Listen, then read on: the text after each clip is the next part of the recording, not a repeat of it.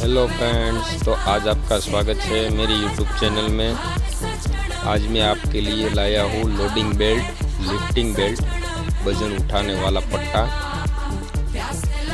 इसमें मेरे पास अलग अलग साइज़ का बेल्ट है। 6 मीटर से लेके 30 मीटर तक की लेंथ आएगी बेल्ट में, और कैपेसिटी इसकी 8 टन से लेके 50 टन तक की कैपेसिटी आएगी। थोड़ा बहुत यूज़ किया हुआ रहेगा बेल्ट। जहाज़ का बेल्ट आएगा, ओरिजिनल पुराना वाला बेल्ट है, देख सकते हो आप। लेबल भी लगाया हुआ है इसमें, देखिए ये लिखा हुआ है 6 मीटर 10 टन। कोई में लेबल लगा हुआ है, सब लेबल वाला ही है ये।